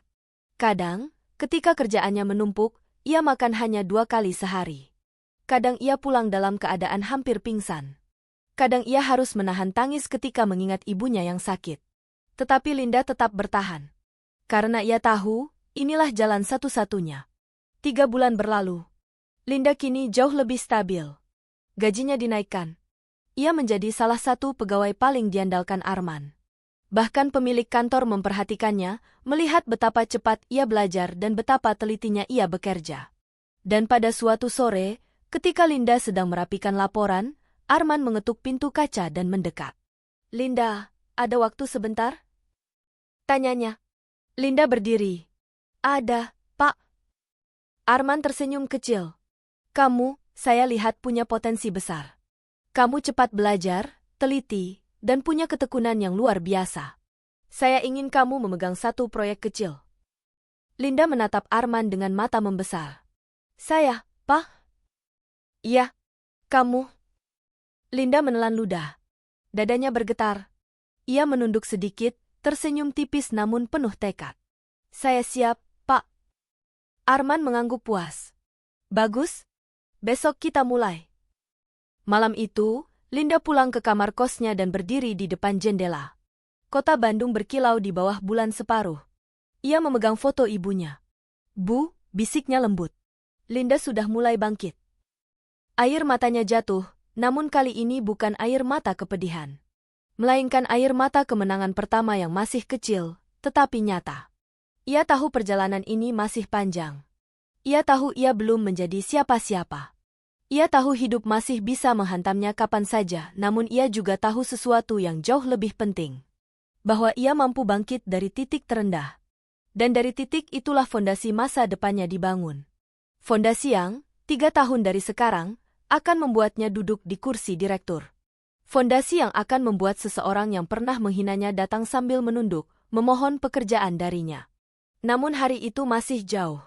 Untuk saat ini, Linda hanya seorang perempuan yang belajar mengubah luka menjadi kekuatan. Namun ia sudah mulai melangkah. Dan langkah itu, menuju sebuah kejayaan yang bahkan ia sendiri belum bisa bayangkan. Cahaya matahari sore menerobos kaca gedung, Mahalintas Group, menimpa ruang rapat utama yang biasanya menjadi tempat keputusan-keputusan besar dibuat. Gedung berlantai 14 itu berdiri kokoh di pusat bisnis Surabaya, mencerminkan kejayaan dan kekuatan yang telah diraih dalam waktu singkat. Sebuah perusahaan yang baru 3 tahun lalu hanyalah startup kecil di Bandung, kini menjelma menjadi raksasa bisnis data dan distribusi yang diperebutkan banyak investor. Dan di ruang rapat luas itu, seorang perempuan dengan rambut hitam selembut malam, wajah tegas namun indah, dan sorot mata tenang yang menyimpan ribuan badai, duduk di kursi tertinggi, kursi direktur utama. Linda. Blazer hitamnya berpotongan tegas, padan dengan kemeja putih sederhana. Jari-jarinya mengetuk halus permukaan meja, ritme yang menunjukkan ia tidak sepenuhnya tenang. Di hadapannya, sebuah map coklat tergeletak. Di atas map itu tercetak nama seseorang yang pernah menghancurkan hidupnya. Rendra Wijaya. Nama yang selama 3 tahun ingin ia lupakan. Nama yang pernah menjerumuskannya ke titik paling gelap. Nama yang pernah membuatnya merasa tidak akan memiliki masa depan. Dan hari ini, ironi kehidupan berdiri di depan pintu ruang rapat. Linda menarik napas panjang. Dadanya terasa berat, meski wajahnya tetap tenang. Ia memutar kursi, menatap pantulan dirinya di kaca besar ruangan. Sorot mata perempuan itu tidak sama dengan Linda 3 tahun lalu. Wanita itu telah melewati badai yang cukup untuk menghancurkan siapapun. Ketukan pelan terdengar. Tok, tok. Suara sekretarisnya, Sarah. Bu Direktur, panggil Sarah dari luar. Suaranya berhati-hati. Orang yang bernama Rendra Wijaya sudah datang. Jantung Linda berhenti sepersekian detik. Ia tahu saat ini akan datang. Namun ia tidak menyangka tubuhnya akan bereaksi sedramatis ini. Baik, jawab Linda setelah menahan napas sejenak.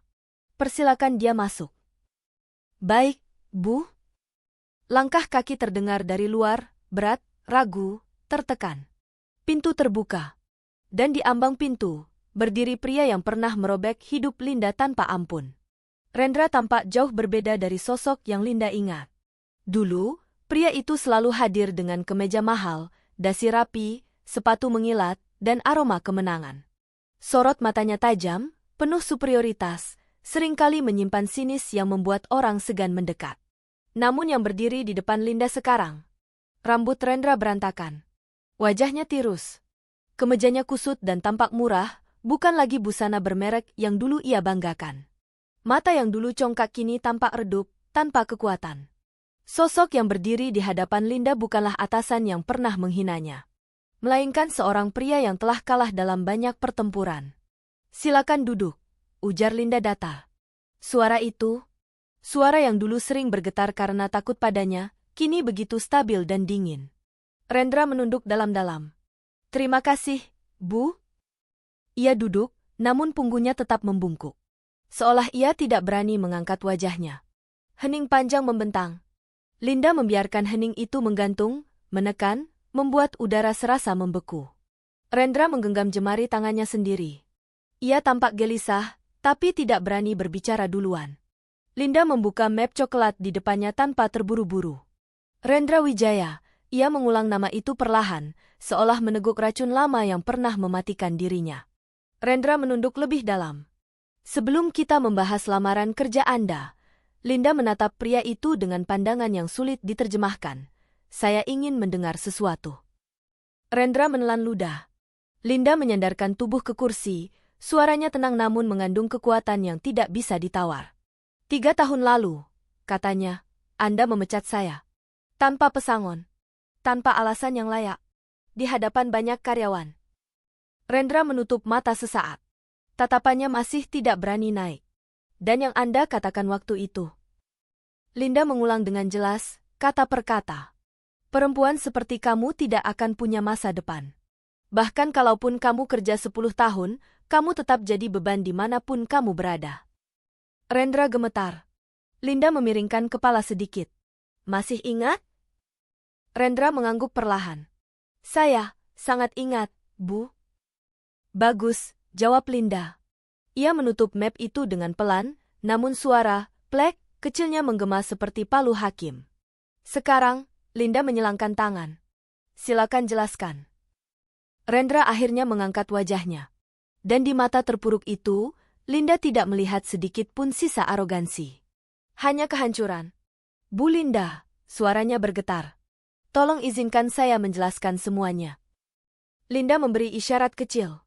Rendra menarik napas panjang, seperti menyiapkan diri untuk membuka masa lalu yang selama ini ia hindari. 3 tahun lalu, saya memecat ibu bukan karena ibu tidak mampu. Juga bukan karena performa kerja ibu buruk. Suara Rendra retak.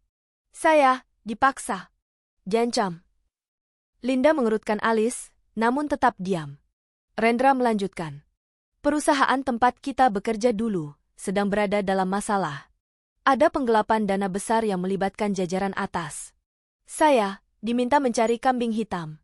Dan mereka menunjuk ibu. Linda mematung. Moncong luka lama terasa kembali membuka. Mereka bilang, suara Rendra semakin pelan. Kalau saya tidak memecat ibu, nasib saya akan jauh lebih buruk. Linda mengetukkan jarinya ke meja. Dan pilihan kamu adalah menghancurkan hidup saya? Rendra menunduk, napasnya tersengal. Saya, pengecut, Bu, ucapnya getir. Saya tahu. Saya tahu saya seharusnya melawan. Saya seharusnya membela ibu. Tapi saya takut. Karir saya saat itu sedang naik, dan saya memilih menyelamatkan diri. Linda mengangkat alis sedikit. Jadi karena ketakutan, Anda merendahkan saya di depan banyak orang? Memaki saya? Menghinakan saya seolah saya ini sampah?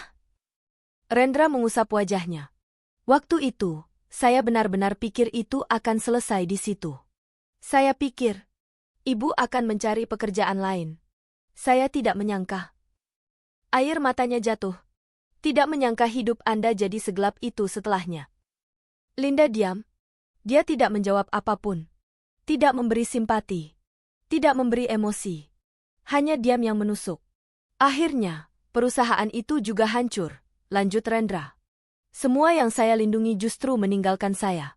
Saya kehilangan jabatan, kehilangan tabungan, bahkan istri saya meninggalkan saya. Ia tertawa kecil, tawa orang kalah.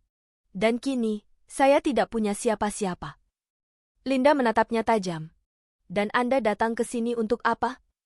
Rendra mengusap matanya, menarik napas panjang, dan berkata lirih. Untuk memohon pekerjaan, Bu Linda. Suasana ruang rapat seperti menegang hingga hampir pecah. Linda mengetuk meja lagi, lebih pelan, lebih teratur. Kenapa saya? Tanya Linda tenang. Kenapa bukan perusahaan lain? Rendra menunduk, bahunya bergetar halus. Karena hanya ibu yang melihat saya sebagai manusia, katanya, hampir berbisik. Ibu dulu selalu bekerja dengan jujur, sopan, dan tidak pernah menyakiti siapapun. Dan saya justru menyakiti ibu paling parah. Ia menahan isaknya. Saya tidak layak diberi maaf. Tapi saya mohon, izinkan saya bekerja. Keahlian saya masih ada. Saya bisa mulai dari bawah. Gaji kecil pun tidak apa. Dan, suaranya patah, saya siap menerima apapun perlakuan yang ibu berikan. Linda memejamkan mata. Di kepalanya, suara-suara dari masa lalu bergema. Perempuan seperti kamu cuma beban. Tidak ada masa depan. Keluar dari kantor saya sekarang. 3 tahun lalu ia berdiri di posisi yang sama dengan Rendra hari ini. Tunduk, hina, tanpa daya. Ironi itu menari di udara, pahit dan menggigit. Linda membuka mata. Sorotnya tajam, namun bukan marah. Lebih dalam dari marah. Lebih dingin dari dendam. Rendra, katanya pelan. Pria itu mendongak. Linda berdiri perlahan, lalu berjalan ke jendela besar. Ia menatap kota Surabaya yang berkilau penuh kehidupan di bawah sana. Kamu benar, ujar Linda akhirnya. Kamu pengecut. Rendra menggigit bibirnya, menahan emosi. Kamu merusak hidup saya tidak hanya karena kamu takut. Tapi karena kamu merasa punya kekuasaan. Linda menoleh, tatapannya mengiris. Dan hari ini, kamu datang ke kantor saya sambil menunduk, berharap saya akan jauh lebih baik dari kamu dulu. Suara Linda turun menjadi bisikan dingin. Apakah dunia benar-benar sebaik itu? Atau ini hanya mimpi kamu? Rendra tercekat. Bu, saya. Diam. Rendra membeku. Linda melangkah kembali ke kursinya. Ia duduk perlahan, menumpangkan tangan di atas meja. Sekarang dengarkan saya, katanya pelan namun tajam. Rendra mengangguk cepat. Pada saat kamu memecat saya, Linda memejamkan mata sejenak. Kamu memaksa saya melihat dunia sebagai tempat yang kejam. Kamu menjatuhkan saya dari ketinggian. Kamu menginjak harga diri saya. Ia membuka mata. Tapi kamu juga memberi saya sesuatu yang tidak kamu sadari. Rendra menahan napas. Kamu memberi saya alasan untuk bangkit. Ruangan menjadi begitu hening sampai bunyi pendingin udara terdengar jelas. Linda bersandar ke kursi. 3 tahun lalu saya keluar dari kantormu tanpa apapun kecuali rasa sakit. Dan hari ini kamu datang ke kantor saya sebagai seseorang yang tak punya apa-apa. Rendra menunduk. Air matanya jatuh ke lantai. Linda menatap map lamaran itu. Mungkin dunia memang berputar, ujarnya pelan. Dan hari ini, putaran itu berhenti di tempat yang kamu takuti. Rendra gemetar hebat. Jadi, Linda mengetuk meja sekali. Inilah keputusan saya. Rendra mengangkat wajahnya, mata merah, napas tertahan. Linda menarik map itu. Kamu membuka perlahan. Di dalamnya ada berkas lamaran, riwayat hidup, dan selembar surat pengantar yang ditulis tangan. Linda memandang pria itu lama sekali. Lalu ia berkata, "Besok kamu mulai bekerja." Rendra terbelalak. Saya benar-benar diterima?" Linda mengangguk.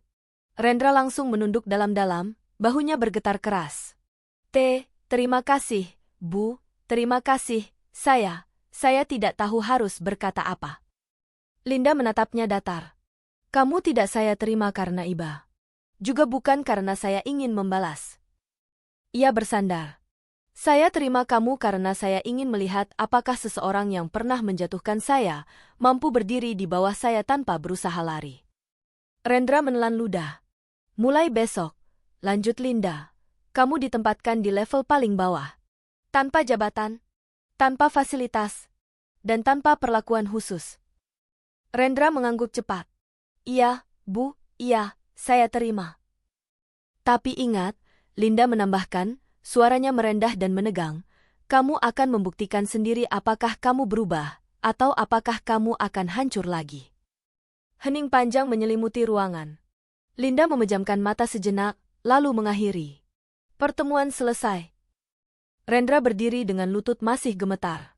Ia menunduk dalam-dalam. Lalu keluar perlahan. Pintu tertutup.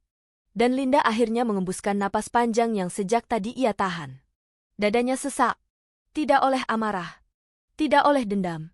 Tetapi oleh sesuatu yang ia tidak tahu namanya. Perasaan ketika masa lalu akhirnya menatapnya kembali, bukan dari posisi kekuasaan, melainkan dari posisi ketundukan. Linda menyentuh dadanya, merasakan degup yang tak teratur. Ia menatap jendela besar. Cahaya matahari sore jatuh ke wajahnya, membuatnya tampak seperti bayangan seseorang yang telah mengarungi neraka dan kembali hidup. Pertemuan itu mengguncang fondasi jiwanya. Namun ia tahu, ini baru awal. Rendra baru memasuki hidupnya kembali. Dan masa lalu, jarang datang tanpa membawa badai baru. Gedung, mahal lintas grup, tenggelam dalam senja keemasan ketika Linda melangkah keluar dari ruang rapat. Suara sepatu haknya yang mengetuk lantai marmer bergema di lorong panjang, namun pikirannya tidak berada di gedung itu, melainkan di ruang rapat yang baru beberapa menit ia tinggalkan. Di ruang itu, masa lalunya menunduk di depannya, memohon, gemetar, dan hancur. Rendra. Nama itu kembali menggulung ingatan yang sudah berusaha ia kubur. Bukan hanya rasa sakit karena hinaan, bukan hanya rasa malu, tetapi seluruh rangkaian hidupnya yang pernah runtuh. Ia ingat malam-malam ketika ia menangis sendirian di kos, tidak tahu harus makan apa esok hari, tidak tahu bagaimana membayar obat ibunya. Dan ia ingat suara Rendra, suara yang dulu begitu keras, tajam, menusuk, seolah-olah setiap kata yang keluar diciptakan untuk menghancurkan harga dirinya. Sekarang pria itu berdiri di hadapannya seperti manusia yang sudah kehilangan seluruh kekuatan. Ironi kehidupan tak pernah main-main. Tapi meski menerima Rendra bekerja adalah keputusan yang ia ambil dengan kepala dingin, ada sesuatu yang mengganjal di dadanya. Sebuah dorongan yang tidak bisa ia jelaskan. Perasaan bahwa segala ini belum selesai, belum tuntas. Bahwa di balik pengakuan Rendra, masih ada sesuatu yang lebih besar, lebih kelam, lebih membekas daripada sekadar ancaman dari atasan perusahaan yang dulu. Linda memasuki ruangannya. Sarah, sekretarisnya, menoleh. "Bu Direktur, ada beberapa berkas yang harus." Linda mengangkat tangan pelan. "Besok saja, Sarah. Saya ingin sendiri sebentar." Sarah mengangguk dan menutup pintu. Linda berjalan ke jendela besar ruangannya, menatap Surabaya sore yang mulai dipenuhi lampu-lampu jalanan. Mobil-mobil mengalir seperti arus sungai tak berujung. Dari lantai 14, semuanya tampak kecil, bahkan masalah sebesar apapun di masa lalu terlihat seperti titik. Tetapi untuk pertama kalinya dalam waktu lama, Linda tidak merasa kuat. Ia merasa terguncang. Bukan oleh rasa marah, bukan oleh dendam, tetapi oleh luka yang ternyata masih ada. 3 tahun, bisiknya pelan. 3 tahun, dan ternyata aku masih belum selesai dengan semuanya. Ia memejamkan mata. Benaknya kembali pada satu kalimat yang diucapkan Rendra. "Saya dipaksa." Diancam. Dipaksa oleh siapa? Mengapa dirinya yang dijadikan kambing hitam? Kenapa begitu mudah bagi mereka memilih dirinya? Apakah selama ini ada sesuatu yang ia tidak tahu? Sesuatu yang lebih besar dari sekadar kesalahan administratif? Dan mengapa saat ia dipecat, reaksi beberapa petinggi perusahaan terasa tidak wajar? Semua pertanyaan itu kini berputar kembali, lebih tajam daripada sebelumnya. Ketika ia membuka mata kembali, ia tahu satu hal. Rendra belum mengatakan semuanya. Keesokan paginya, kantor sudah ramai ketika Linda tiba. Namun hari itu ia datang jauh lebih pagi dari biasanya. Ia ingin melihat Rendra, bukan sebagai direktur, tetapi sebagai seseorang yang ingin mencari jawaban. Suara pintu lift terbuka. Linda melangkah keluar ke lantai 2, tempat karyawan level terbawah bekerja. Hanya beberapa orang yang sudah datang, termasuk Rendra, yang tengah menyapu meja kerjanya sambil menunduk. Ia mengenakan seragam abu-abu sederhana. Wajahnya tampak lelah, tetapi ada semacam kesungguhan baru yang terlihat jelas di sorot matanya. Ketika ia melihat Linda, Rendra tersentak dan berdiri cepat. "Selamat pagi, Bu." "Pagi," jawab Linda pendek. Hening menekan udara di sekitar mereka. Rendra menggenggam tangannya, gelisah. "Apakah saya membuat kesalahan, Bu?" Linda menatapnya. "Saya ingin bicara. Di ruangan saya." Rendra meneguk ludah, namun mengangguk. Keduanya berjalan menuju lift. Tidak ada percakapan. Tidak ada suara lain selain desis halus lift dan napas Rendra yang terdengar berat karena gugup. Sesampainya di lantai 14, Linda masuk duluan. Rendra mengikuti, menutup pintu dengan hati-hati. Linda mengambil tempat duduknya. Rendra berdiri, tidak berani duduk tanpa permisi. "Duduk," perintah Linda. Rendra duduk pelan, seperti seseorang yang memasuki ruang interogasi. "Rendra," Linda mulai, suaranya stabil. "Saya ingin tahu sesuatu." Rendra mengangguk cepat. "Apapun yang Ibu ingin tahu, saya akan jawab." "Waktu kamu memecat saya," Linda memandang lurus ke arahnya. "Apa benar hanya karena perintah atasan?" Rendra menunduk. "Iya, Bu." "Kamu yakin?" Rendra diam. Tangannya bergetar sedikit. Linda mempersempit tatapannya. "Ada yang kamu sembunyikan?" Rendra menggigit bibirnya. Napasnya naik turun. "Bu, ia terhenti. Saya takut membicarakannya." Linda meletakkan tangannya di atas meja. "Rendra," suaranya mengeras, "saya sudah memberi kamu pekerjaan. Tidak ada alasan untuk menyembunyikan apapun." Rendra memejamkan mata seolah sedang berjuang melawan sesuatu di dalam dirinya. Lalu ia membuka mata perlahan. Dan kata-kata itu akhirnya keluar. "Pemecatan Ibu bukan hanya karena perintah." Suaranya pecah. "Ibu memang sedang dijadikan kambing hitam. Tapi alasannya bukan sekadar penggelapan dana." Linda menahan napas. "Ada seseorang," Rendra melanjutkan, "yang sengaja mendorong agar Ibu dikeluarkan." Linda mengerutkan alis. "Siapa?" Rendra menunduk lebih dalam. "Seseorang yang memiliki kekuasaan jauh di atas saya." "Nama," desak Linda, suaranya dingin. Rendra berhenti. Bibirnya bergetar. Linda mencondongkan tubuh. "Rendra, katakan." Rendra mengembuskan napas panjang. Lalu perlahan, dengan suara yang hampir tidak terdengar, ia berkata, "Arman." Linda membeku. Rendra menatapnya, takut-takut. Dalam hitungan detik, ruangan itu terasa berubah ukuran, lebih sempit, lebih dingin. Linda memandang Rendra tanpa berkedip, tidak tahu apakah ia mendengar dengan benar atau tidak. "Arman?" ulang Linda, hampir berbisik. "Ya, Bu." Linda bersandar ke kursi, dadanya berdegup keras. "Arman?" Orang yang mengangkatnya. Orang yang memberinya kesempatan saat ia tidak punya apa-apa. Orang yang membuka pintu pertama dalam hidup barunya. Arman, menginginkan dia dipecat? Itu tidak masuk akal. Linda menatap Rendra. "Jelaskan." Rendra menutup wajahnya sejenak, lalu berkata, "Arman waktu itu bukan hanya karyawan biasa di perusahaan kita. Dia sebenarnya bagian dari tim audit internal tingkat tinggi. Dia sudah tahu ada kecurangan dana besar-besaran yang dilakukan direktur utama dan 3 manajer keuangan." Linda terpaku. "Arman mencoba membongkar semuanya," lanjut Rendra. "Tapi mereka punya kekuasaan dan koneksi.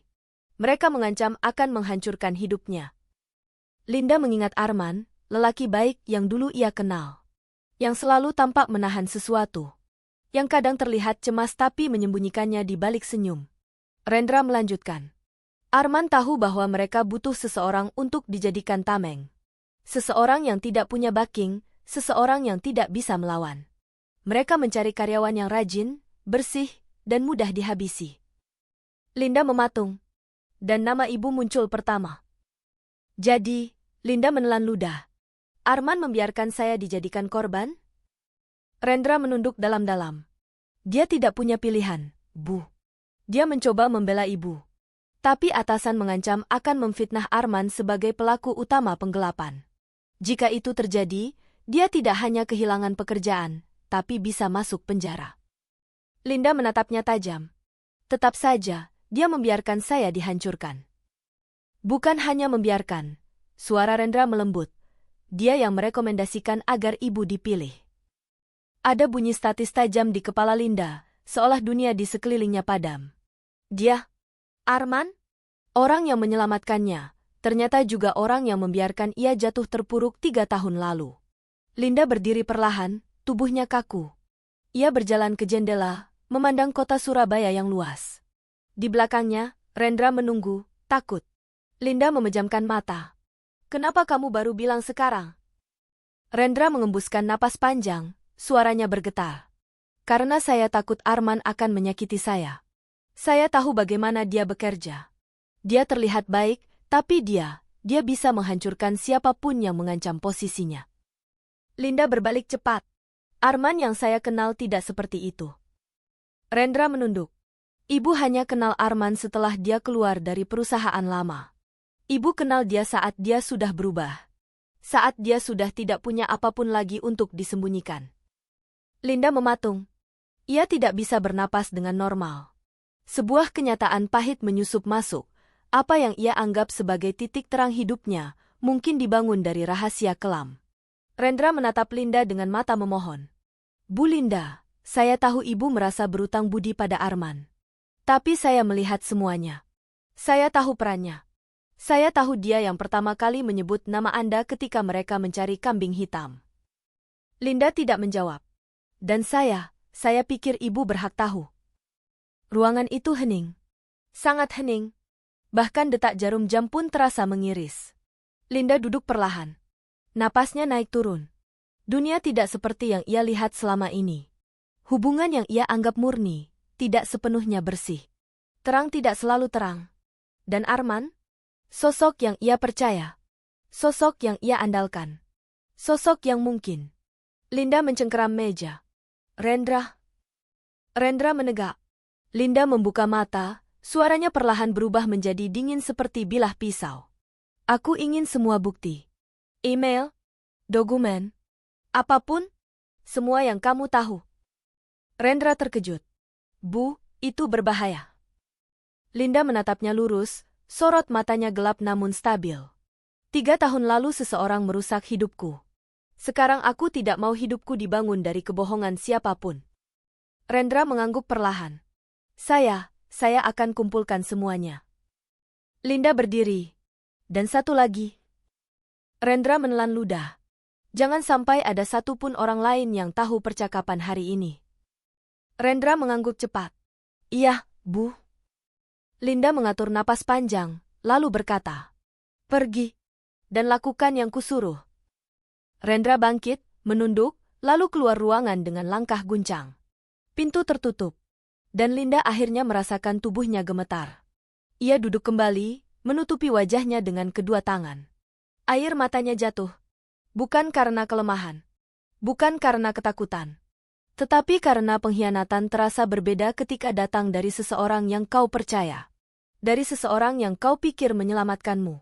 Hari itu, Linda tidak bisa berkonsentrasi pada apapun. Pikiran tentang Arman menyesaki seluruh ruang batinnya. Arman, yang ia lihat sebagai cahaya pertama setelah kegelapan, ternyata memiliki bayangan yang jauh lebih besar dari yang ia kira. Setelah jam kerja selesai, Linda berjalan keluar dari kantor tanpa mengajak sopir. Ia ingin sendiri.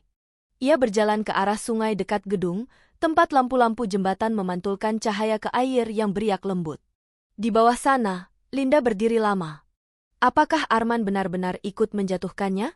Apakah semua kebaikannya selama ini hanya penebusan? Apakah ia benar-benar berubah? Atau selama ini ia hanya pandai menyembunyikan sisi gelapnya? Linda mengatupkan rahang. Kalau Rendra benar, maka banyak hal dalam hidupnya harus ditata ulang. Dan ia harus bersiap. Kebenaran yang sebenarnya mungkin lebih menyakitkan daripada semua luka yang ia tanggung dulu. 2 hari kemudian, saat jam hampir menunjukkan pukul 9 malam, ketika kantor sudah hampir kosong, Rendra datang ke ruang Linda dengan wajah tegang. Bu, saya sudah temukan sesuatu. Ia menyerahkan sebuah amplop tebal.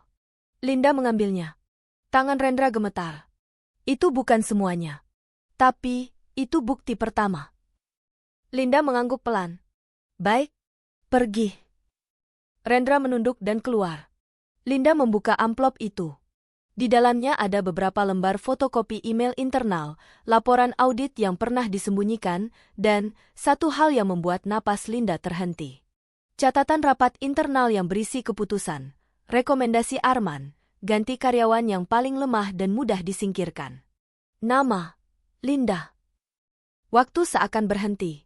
Linda berdiri perlahan, tubuhnya tersengal, tetapi tatapannya berubah, bukan lagi goyah, bukan kaget. Melainkan tajam, terbakar, dan sangat tenang. Pengkhianatan bukan lagi sekadar cerita lama. Ini nyata. Ini di depan mata. Dan Linda tahu, bab terakhir hidupnya dengan Arman akan segera dimulai. Namun bukan sebagai rekan. Bukan sebagai teman. Bukan sebagai penyelamat. Melainkan sebagai 2 orang yang saling menyimpan rahasia gelap. Rahasia yang akan meledakkan dunia mereka. Malam itu Surabaya diguyur hujan deras seakan langit sedang memuntahkan seluruh beban yang ditahannya selama berbulan-bulan. Jalanan lengang, lampu-lampu jalan memantulkan cahaya kegenangan yang berkilau seperti pecahan kaca. Dan di lantai 14 kantor, Mahalintas Group, hanya satu ruangan yang masih menyala. Ruang direktur utama. Ruang Linda. Di dalamnya, Linda duduk diam menatap berkas yang telah mengubah segalanya, dokumen-dokumen yang membuktikan bahwa Arman adalah orang pertama yang menyebut namanya saat perusahaan lama mencari kambing hitam. Kata-kata itu masih terngiang-ngiang di kepalanya. Nama karyawan yang mudah disingkirkan, Linda. Tangannya meremas kertas itu hingga kusut. Dadanya naik turun cepat. Namun bukan karena kesedihan, melainkan sesuatu yang jauh lebih sunyi dan jauh lebih berbahaya. Ketenangan yang dingin. Ketenangan yang muncul setelah memahami bahwa seseorang yang pernah ia percaya ternyata menjadi pemicu luka paling dalam hidupnya. Linda menatap jendela besar ruangannya. Hujan yang turun deras membuat kaca berkabut dan pantulan bayangannya tampak buram. Seolah-olah dirinya sendiri mulai berubah bentuk. Telepon meja berdering. Linda mengangkatnya tanpa melepaskan pandangan dari kaca. Ibu, suara Sarah, sekretarisnya, terdengar gugup. Pak Arman datang. Katanya, mendesak. Dada Linda bergetar. Suruh dia naik. Ada jeda ragu dari seberang. Baik, Bu. Linda menutup telepon. Ia berdiri, mengatur napas, lalu membelakangi pintu, membiarkan dirinya menghadap jendela saat Arman masuk nanti. Ia ingin menatap kota. Ia ingin membiarkan Arman melihat punggungnya dulu, punggung seorang perempuan yang ia jatuhkan, yang kini berdiri di puncak yang tak pernah Arman bayangkan. Beberapa menit kemudian, terdengar ketukan. Linda tidak menoleh. Masuk. Pintu terbuka. Suara langkah yang sangat ia kenal masuk perlahan. Linda. Suara itu bergetar. Kita perlu bicara. Linda tidak bergerak. Tutup pintunya. Arman menutup pintu pelan. Ia berjalan mendekat, berhenti beberapa langkah di belakang Linda. Hening merayap, seperti tikaman yang menunggu dilepas. Kenapa kamu datang? Tanya Linda, suaranya tenang, terlalu tenang. Aku ingin menjelaskan sesuatu. Linda tersenyum kecil, senyum yang tidak terlihat oleh Arman. Tentu, aku juga ingin mendengar penjelasanmu. Arman menarik napas panjang. Aku tahu Rendra sudah bicara. Aku ingin kamu mendengar versi sebenarnya. Bukan dari mulut orang lain. Aku dengar, Linda menatap hujan, kamu yang menyarankan agar aku jadi korban. Arman mendekat setengah langkah. Tidak seperti itu, Linda. keadaannya jauh lebih rumit daripada yang kamu kira. Linda akhirnya berbalik. Tatapannya tajam, tapi tidak meledak. Itulah yang membuat Arman tampak semakin gugup. Benarkah? Linda menyilangkan tangan. Kalau begitu, jelaskan. Yakinkan aku bahwa kata-kata di dokumen ini tidak benar. Arman menelan ludah. Linda, waktu itu aku berada di bawah tekanan besar. Ada ancaman. Ada korupsi besar-besaran yang melibatkan direktur utama dan 3 manajer. Aku mencoba membongkarnya. Mereka tahu. Mereka balas dendam. Linda tidak berkedip. Dan solusimu adalah menyeretku ke jurang? Bukan begitu. Arman berseru. Aku tidak tahu mereka akan menjatuhkanmu sedalam itu. Aku hanya menyebut namaku, potong Linda tajam. Orang yang paling lemah, paling tidak punya koneksi, paling mudah dihancurkan. Arman terdiam. Hujan di luar semakin deras, mengisi keheningan dengan suara yang hampir seperti siulan dingin. Linda, Arman mendekat 1 langkah. Waktu itu aku pikir aku bisa melindungimu dari belakang. Aku pikir aku bisa menghentikan mereka sebelum semuanya terjadi. Tapi mereka lebih kejam dari yang kubayangkan. Mereka memecatmu sebelum aku bisa melakukan apapun. Linda menatapnya lama, pandangannya seperti bilah yang menembus kulit tanpa suara. Kamu pikir aku akan percaya? Suaranya datar. Linda, aku tidak punya pilihan. Linda mendekat perlahan, dan Arman mundur 1 langkah. Tatapannya semakin gelap, tetapi ekspresinya tetap tenang. Kita selalu punya pilihan, Arman. Bahkan untuk berkhianat. Arman membuka mulut, tapi tidak ada suara yang keluar. Linda kembali ke kursinya dengan gerakan perlahan tapi penuh kendali. Ia duduk, merapikan rambutnya, lalu berkata, "Kau tahu apa yang membedakan kita, Arman?" Arman menunggu, bingung. Ketika aku jatuh, aku tidak menyeret siapapun. Kamu bahkan tidak perlu dijadikan kambing hitam. Kamu memilih menjadikanku satu-satunya tamengmu. Arman menutup mata sejenak, seperti menahan sakit. Aku tahu aku salah. Aku tahu aku pengecut waktu itu. Tapi setelah aku keluar dari perusahaan itu, aku berubah. Aku mencoba menebus semuanya. Aku? Menebus? Linda tertawa kecil, tanpa humor. Dengan apa, Arman? Dengan membantu karierku 3 tahun terakhir? Dengan menemaniku saat aku bangkit lagi? Dengan berpura-pura menjadi penyelamatku? Arman terdiam. Ia tahu kata, pura-pura, adalah pukulan telak. Tapi ia tidak bisa menyangkalnya. Aku ingin memperbaiki hidupmu, bisiknya. Linda menggeleng pelan. Kamu ingin memperbaiki rasa bersalahmu. Itu berbeda. Arman tidak mampu membantah. Linda mencondongkan tubuh. Aku tidak benci kamu, Arman. Arman mengangkat kepala cepat, berharap. Tapi aku juga tidak percaya kamu. Harapan itu langsung padam di wajah Arman. Linda membuka berkas di mejanya, amplop yang diberikan Rendra. Ia mengeluarkan beberapa lembar dokumen, lalu meletakkannya tepat di depan Arman. Aku ingin kamu lihat ini. Arman mengambilnya dengan tangan gemetar. Dan ketika matanya membaca isi dokumen itu, tubuhnya seketika melemah. Dari mana kamu dapat ini? Suaranya pecah. Linda menyandarkan tubuh. Rendra sudah mengumpulkan semuanya. Arman memejamkan mata. Linda, dokumen ini, kalau sampai keluar. Kamu hancur. Linda mengangkat alis. Atau reputasimu di perusahaan lama berubah menjadi sampah? Arman meremas kertas itu seakan ingin menghancurkannya dengan tangan. Tapi ia tidak berani. Dokumen itu bukan sekadar bukti, itu adalah pintu menuju kehancurannya. Linda berdiri perlahan, berjalan mengitari meja, lalu berdiri di depan Arman. Tatapannya lekat, dingin, dan tertutup emosi. Arman, ucapnya pelan, kamu tidak perlu merangkak. Aku tidak akan memaksa kamu minta maaf. Aku tidak akan memaksa kamu menebus apapun. Arman menatapnya bingung, penuh ketakutan yang ia sembunyikan di balik sorot mata kosong.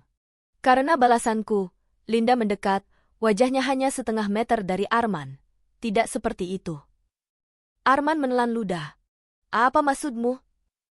Linda kembali ke kursinya. Ia mengambil 1 lembar kertas kosong dan menandatangani sesuatu. Setelah itu ia menyerahkannya kepada Arman. Ini surat rekomendasi, kata Linda tenang. Arman membeku. Rekomendasi, untuk aku? Linda mengangguk. Besok kamu aku keluarkan dari perusahaan. Arman tertegun, terlihat hancur namun tidak mengerti. Kakakmu memecatku? Tidak. Linda menatapnya penuh arti. Aku membiarkanmu pergi dengan nama baik. Tanpa noda. Tanpa aib. Dengan surat ini, semua pintu masih terbuka untukmu. Arman hanya memandangnya dengan tatapan yang sulit dijelaskan. Kenapa? Suaranya serak. Kenapa kamu melepaskanku begitu saja? Tanpa membalas? Tanpa menghancurkan aku, seperti yang layak aku dapatkan? Linda tersenyum. Senyum kecil yang misterius dan terlalu tenang untuk keadaan itu. Arman, katanya lembut, aku tidak perlu menghancurkanmu. Ia mencondongkan tubuh. Kamu sudah menghancurkan dirimu sendiri sejak 3 tahun lalu. Arman terdiam. Kalimat itu seperti pisau bersayap yang menembus dada tanpa suara. Rasa bersalah itu, lanjut Linda, sudah menelanmu perlahan. Aku hanya mempercepat prosesnya. Arman merasakan tubuhnya lemas. Ia jatuh duduk ke kursi tanpa daya. Pergilah, Arman. Mulai hidupmu dari awal. Dengan bebanmu sendiri. Tanpa aku. Air mata Arman menetes tanpa ia sadari. Linda, aku benar-benar menyesal. Linda mengangguk pelan. Aku tahu. Arman berdiri perlahan, seperti seseorang yang baru saja kehilangan sebagian dirinya. Ia berjalan menuju pintu. Saat hendak keluar, ia berhenti dan berkata tanpa menoleh. Aku mencintaimu, Linda. Dari dulu. Sejak lama. Itulah kenapa semua ini menyakitkan. Linda menutup mata sejenak. Terlalu terlambat, Arman. Arman pergi tanpa kata lain. Pintu menutup pelan. Tidak ada suara. Tidak ada ledakan. Hanya senyap. Senyap yang jauh lebih menyakitkan daripada teriakan atau amarah. Linda berdiri dari kursinya. Ia berjalan ke jendela, menatap hujan yang mulai mereda. Balasannya selesai. Bukan balasan yang mencoreng, bukan balasan yang menjatuhkan, tetapi balasan yang paling halus, paling dingin, dan paling tepat sasaran.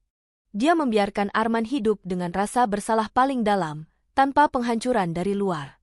Karena orang seperti Arman akan hancur dengan sendirinya. Justru jika dibiarkan pergi. Linda menghela napas panjang. Bahunya terasa ringan. Namun tepat saat ia ingin mematikan lampu, ponselnya berbunyi. Nomor tidak dikenal. Ada jeda. Lalu suara perempuan parau. Bu Linda, saya dari Rumah Sakit Islam Jemur Sari. Ada pasien atas nama Arman Putra. Ia mengalami kecelakaan parah. Linda membeku. Dan sebelum kehilangan kesadaran, ia menyebutkan nama ibu sebagai orang terakhir yang ingin ia temui. Seluruh dunia Linda berhenti berputar. Hujan di luar kembali turun deras. Dan untuk pertama kalinya sejak 3 tahun lalu. Linda tidak tahu apakah ia siap menghadapi kenyataan baru yang menantinya. Aku berdiri di dekat jendela ruanganku. Kota Surabaya tampak redup, seperti baru saja selesai menangis. Lampu-lampu jalan berpendar lembut, tidak lagi menyilaukan. Hujan yang sejak tadi turun akhirnya berhenti, menyisakan titik-titik air di kaca yang perlahan mengering. Di ruangan ini, semuanya berakhir.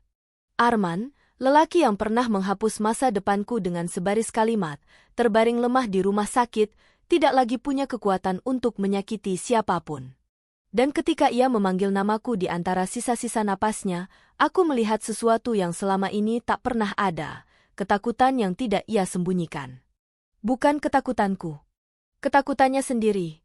Rendra, bayangan yang selama ini mengintai di belakang cerita hidupku, datang pagi tadi, menyerahkan amplop kecil dengan tangan yang akhirnya tidak bergetar.